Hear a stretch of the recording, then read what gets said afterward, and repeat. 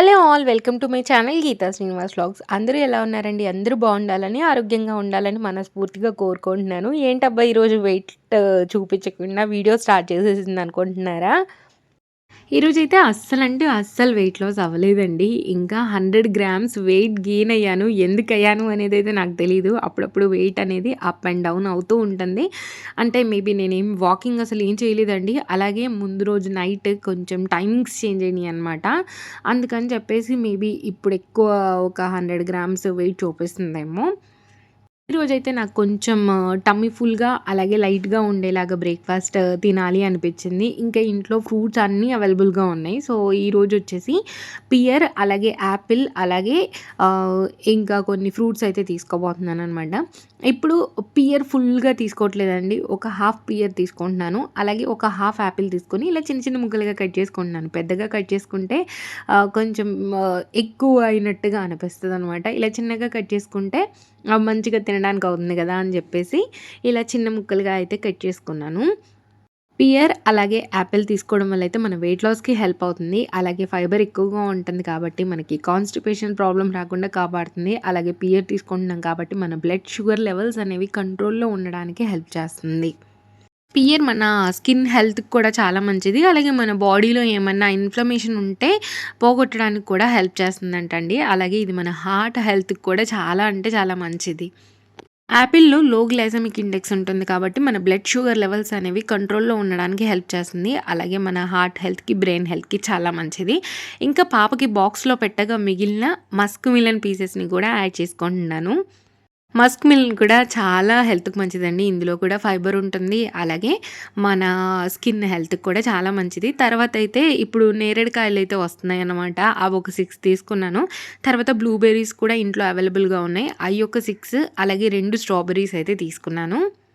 జామూన్‌లో అయితే మనకి potassium, magnesium ఎక్కువగా ఉంటుంది. అలాగే ఇలా డిఫరెంట్ టైప్స్ ఆఫ్ బెర్రీస్ తీసుకోవడం వల్ల ఏంటి అనంటే మన ఇమ్యూన్ సిస్టమ్ మెరుగవ్వడానికి, అలాగే మనకి స్కిన్‌కి గానీ, మన హెల్త్‌కి కానీ చాలా అంటే చాలా మంచిదనమాట. ఎర్లీ మార్నింగ్ ఇలా ఒక మంచి ఫ్రూట్ బౌల్‌తో అయితే నా బ్రేక్‌ఫాస్ట్‌ని ఈరోజు చేసేసాననమాట.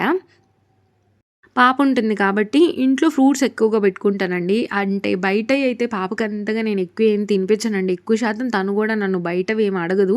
ఈ మధ్య స్కూల్‌కి వెళ్తున్నప్పటి నుంచి కొంచెం చాక్లెట్స్ అడుగుతుంది కానీ, అంతగా అయితే ఇవ్వము. నార్మల్‌గా తను కూడా ఎక్కువగా ఫ్రూట్సే తింటదనమాట. ఫ్రూట్స్‌లో తనకి స్ట్రాబెర్రీస్ అంటే, బ్లూబెర్రీస్ అంటే చాలా ఇష్టం. ఇంకా అవి కాస్ట్‌లీ అయినా సరే తీసుకుంటాననమాట. ఏంటి అనంటే బాక్స్‌లో ఒక 6 బ్లూబెర్రీస్, ఒక 6 స్ట్రాబెర్రీస్ అలా చెక్కు తీసేసి పెట్టేస్తాను. సో దట్ తను ఇష్టంగా తింటుంది. బాక్స్ కూడా ఫినిష్ చేసుకొస్తుంది. హెల్తీ ఫ్రూట్స్ పెట్టాలి అని చెప్పేసి వాళ్ళు కూడా మెన్షన్ చేశారు. సో, అందుకని చెప్పేసి ఫ్రూట్స్ కూడా పెడుతుంటాననమాట తనకి. ఇంకా ఈ బ్రేక్‌ఫాస్ట్ చేసేసిన తర్వాతయితే లంచ్‌లోకి ఈరోజు సాంబార్ చేయబోతున్నానండి. సాంబార్ చేసి చాలా డేస్ అయిపోయింది. ఇంకా అందుకోసం అని చెప్పేసి పప్పు అయితే తీసుకొని పప్పుని మంచిగా శుభ్రంగా వాష్ చేసేసుకొని ఫస్ట్ పప్పుని సెపరేట్‌గా ఉడికిచ్చేసుకుంటున్నాను. అది కాకుండా ఇంట్లో అన్ని వెజిటబుల్స్ ఉన్నప్పుడే నేనైతే పప్పుచారు చేయడానికైతే ఇష్టపడతాననమాట. అన్నీ వేస్తేనే సాంబార్ అయినా గానీ, పప్పుచారు అయినా గానీ టేస్ట్ చాలా బావుంటది. అందుకని జెప్పేసి. ఇదిగోండి ఇక్కడైతే ములక్కాయ, అలాగే కొన్ని బెండకాయలు, అలాగే 2 టమాటాసు, అలాగే ఒక క్యారెట్, అలాగే ఒక సొరకాయ ఇలా తీసుకున్నాను. సొరకాయ మాత్రం ఒక హాఫ్ సొరకాయ మాత్రమే యూజ్ చేయబోతున్నాను. ఇలా ఎక్కువ వెజిటబుల్స్ తీసుకోవడం వల్ల ఏంటి అనంటే, మనము హైడ్రేటెడ్‌గా ఉంటామండి. ఎందుకంటే ఇందులో వాటర్ కంటెంట్ ఎక్కువ ఉంటుంది గదా! అలాగే ఈ సమ్మర్‌లో ఏంటి అనంటే, కొంచెం లిక్విడ్ టైప్ ఫుడ్సే మనం ఎక్కువగా తినగలుగుతామనమాట. పాప కూడా సాంబార్ చేసినప్పుడు ఇష్టంగా తినేస్తదండి రైసు. అంటే నన్ను విసిగిచ్చకుండా. వేరే ఏ కర్రీ చేసినా గానీ కొంచెం ఎక్కువ టైం పడతదనమాట తనకు తినిపించడానికి. ఇలా ఎక్కువగా పీచు పదార్థాలున్న వెజిటబుల్స్ తీసుకోవడం వల్ల ఏంటి అనంటే, మనకి ఫైబర్ ఎక్కువగా లభించి, మనకి కాన్‌స్టిపేషన్ ప్రాబ్లమ్ రాకుండా కాపాడుతుందనమాట. నార్మల్‌గా మా వారైతే సొరకాయ విడిగా చేస్తే అస్సలు తినరు. ఇలా సాంబార్‌లో వేస్తే మాత్రం మంచిగా తినేస్తారనమాట. అందుకని చెప్పేసి సాంబార్‌లో ఎక్కువ వెజిటబుల్స్ ఉన్నప్పుడు అయితే నేను సాంబార్ చేయడానికి ఇష్టపడతాను. ఇదిగోండి అన్ని ముక్కలు కట్ చేసేసుకొని, ఇలా అన్నీ యాడ్ చేసుకున్న తర్వాతయితే ఒక full glass of water add చేసుకొని, ఇప్పుడు ఇప్పుడు ఇందులోకి టేస్ట్‌కి తగ్గట్టు అంటే ముక్కలకి కొంచెం సాల్ట్ పట్టాలి కదా! అందుకని చెప్పేసి టేస్ట్‌కి తగ్గట్టు సాల్ట్, అలాగే టేస్ట్‌కి తగ్గట్టు కారం, అలాగే ఒక చిటికెడు పసుపు అయితే వేసేసి మూత పెట్టేసి ఈ ముక్కలన్నీ కొంచెం ఉడికేదాకా అయితే ఉడికించుకుంటున్నాను. సో దట్ మనం పప్పుని డైరెక్ట్‌గా కలిపేసుకుంటే మనకి సాంబార్ రెడీ అయిపోతుందనమాట. నేనెప్పుడు ఇదే ప్రాసెస్ ఫాలో అవుతాను. మీరు ఆల్రెడీ నా వీడియోస్ చూస్తున్నట్టయితే మీకు అర్థమవుతుంది. ఇదిగోండి తర్వాత అయితే ఇంకా ఒక పొయ్యి మీద పప్పు, అలాగే ఒక పొయ్యి మీద అయితే ముక్కలు పెట్టేసిన తర్వాత కొంచెం ఒక నిమ్మకాయ సైజ్ అంత చింతపండునైతే నానబెట్టేసుకున్నాను. ఈలోపు పప్పయితే ఉడికిపోయింది. ఇంకా పప్పునైతే ఇలా పప్పు గుత్తి తీసుకొని మెత్తగా మెదిపేసుకుంటున్నాను. మీరు కావాలంటే మిక్సీ జార్‌లో వేసి కూడా పేస్ట్ లాగా చేసేసుకోవచ్చు. ఇలా మెత్తగా మెదుపుకోవడం వల్ల ఏంటి అనంటే సాంబారైనా, పప్పుచారైనా చిక్కగా ఉంటుంది. లేదు అనంటే కొంచెం పలచగా ఉంటుందనమాట పప్పంతా కిందకెళ్ళిపోయి. ఇంకా నేను రెడీ చేసుకున్న చింతపండు పులుసు ఏదైతే ఉందో అది కూడా వేసి ఈ పప్పులో ఒక్కసారి మిక్స్ చేసేసుకొని ఇప్పుడు ఉడుకుతున్న ముక్కలు ఏవైతే ఉన్నాయో వాటిలో అయితే యాడ్ చేసుకొని మనకి ఎంత కన్సిస్టెన్సీ కావాలో దానికి తగ్గట్టుగా వాటర్ యాడ్ చేసుకుంటున్నాను. చూడండి ముక్కలు కూడా మంచిగా ఉడికిపోయాయి చూడండి. అస్సలు నిజంగా అండి ములక్కాడలో ఎన్ని బెనిఫిట్స్ ఉన్నాయో అసలు రోజు ఒక బెనిఫిట్ చదువుతూనే ఉన్నాననమాట. హెల్త్‌కి చాలా మంచిదండి. మా ఇంట్లో మీరు చూసుంటే ఎక్కువ శాతం కర్రీస్‌లో ములక్కాడలు కూడా నేను ఎక్కువగా వాడుతూ ఉంటాను.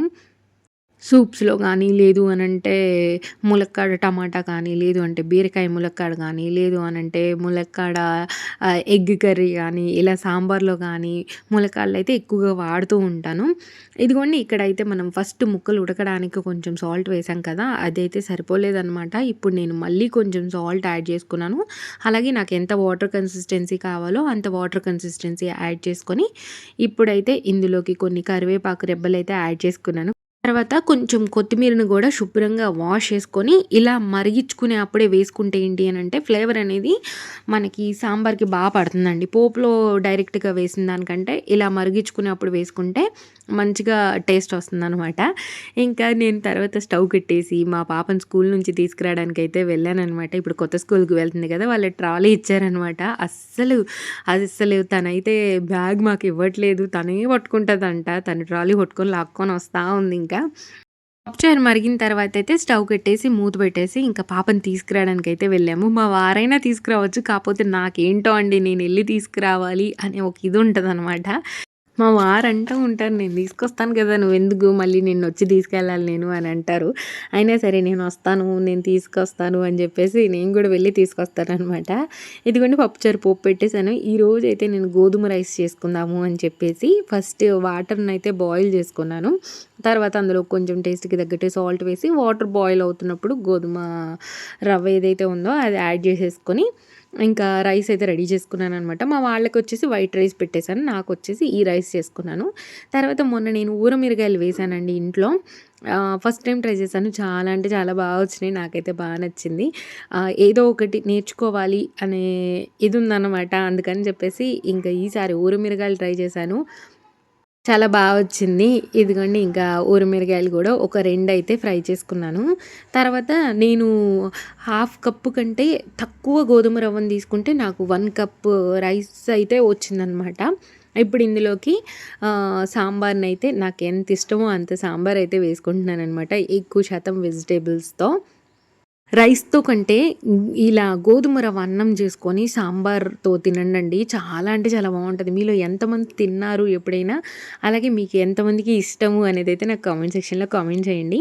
అయితే నేను ఇక్కడ కీరా దోసకాయ అలాగే క్యారెట్స్ కట్ చేశాను. అంటే మర్చిపోయి కట్ చేసేసాననమాట. ఇందులో ఆల్రెడీ వెజిటబుల్స్ ఉన్నాయి.